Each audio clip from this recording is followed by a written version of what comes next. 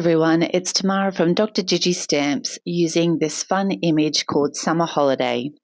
You can get the image on its own or in the old kit number 2 set. The set includes the image and includes these luggage papers in a multitude of colours. I'm using this colour for today's card. Plus, you also get the Funny Sentiments number 2 set. There's heaps of sentiments on the set. I'm using this one for this card. The set is great value, so make sure you check it out. I've pre-cut a royal blue rectangle and will be using this notepad die just to add some interest to the top. I'll be finishing off the card with some letter dies stacked, and then we'll be doing some ink blending to the bottoms using Distress Oxides, peacock feathers, and chipped sapphire. So let's get the image and start some colouring.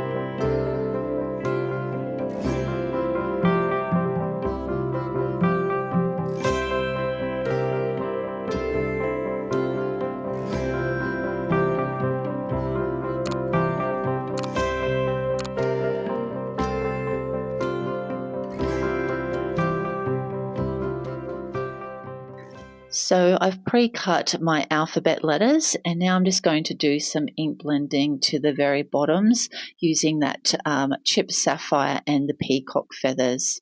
Now, as I'm using a blue backdrop for the letters to sit on, I do like to leave a little bit of white space at the very top. It just makes the letters stand out a little bit more with that bright shock of white at the top. So I'm only going up about halfway with the peacock feathers and then just finishing with the dash of chipped sapphire at the very bottoms of the letter.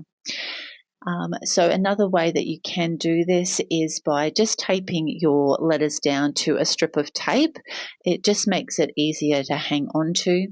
As you can see with me, I'm hanging on to each letter with my fingernails, but still managing to get plenty of ink on my nails as I'm doing this. So if you want to save that beautiful manicure that you've just gotten, make sure you tape your letters down in a row, and just helps you hang on to those and keep your fingers clean.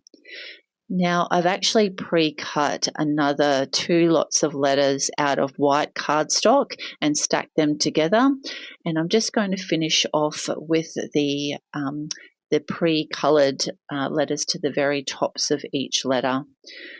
I just find stacking them just gives that added dimension to this sentiment and just makes it stand out nicely on the front of the card. So I'm just putting a small amount of glue on each letter. Now, sometimes a little bit of glue will come out around the edges of the letters, so you'll just see me wiping off the excess with my fingers. It just stops any of that glue showing around the edges and giving that shiny look that can sometimes happen with the glue being exposed like that. So now that we've got them stuck together, let's get it ready to go on the front of the card. Now, I have my royal blue cardstock already pre-cut, but I made it a little bit bigger because I wanted to put it against the front panel of the cardstock that I used using the luggage papers, and I just wanted to line that up and just work out where my letters and my sub-sentiment will go as to where I need to put the notepad die. So I think that's lining up really well, so I'll take that to my cutting machine and cut that out. So I've used the notepad die and cut out that background panel in blue, just lining everything up and make sure it will fit on my luggage panel, and we'll just work on our sentiment. So I'm just lining everything up, making sure it will fit, which looks good. We'll set that sub-sentiment aside. And I'm going to glue the Roam Free directly to the blue panel. Now I'm just pushing that up and just roughly working out where I want that to sit on the blue panel. I find that working from the inside out when using letter dies helps me make sure everything is evenly spaced. So you can just put the first 2 letters down and make sure you've got the right amount of spacing in between. So we'll just put those outer letters on, and I'm just going to grab an acrylic block to put on the top just to hold those in place while I work on the free word. Now I'm wanting the free to be a bit close, so we'll just move that off for now. Roughly work out where we're wanting that. You can use the Roam word to kind of follow along with in that arch fashion, but still work from the inside out because the letter's obviously a little bit different size, and that will just ensure that you've got that proper spacing.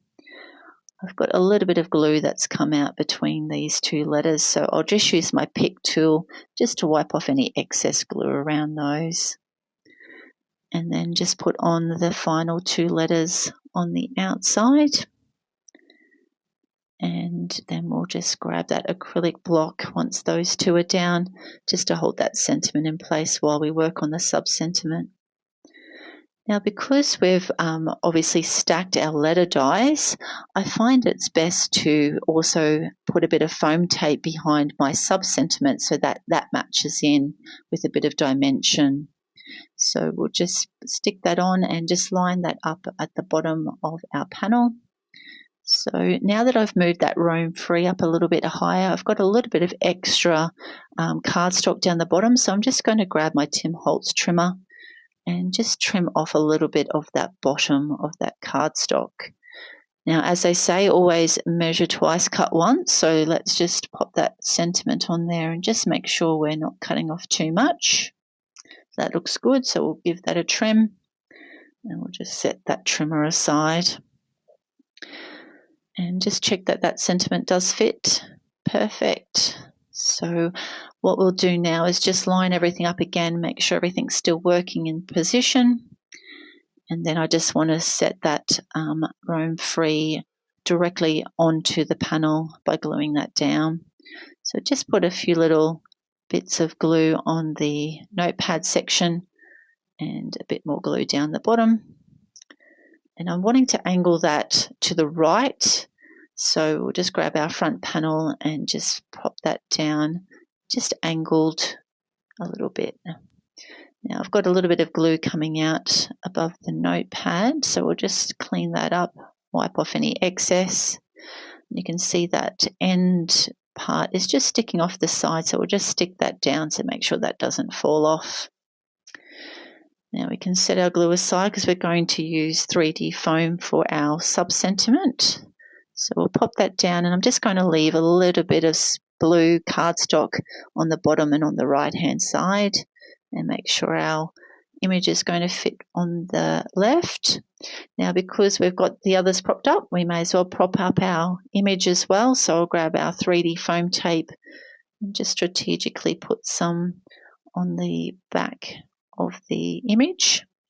And I'll also put a little bit on his head so that doesn't get bent in transit. And we'll take off our release paper. Now I'm wanting this popped to the left so it's kind of opposite to what our sentiment's doing.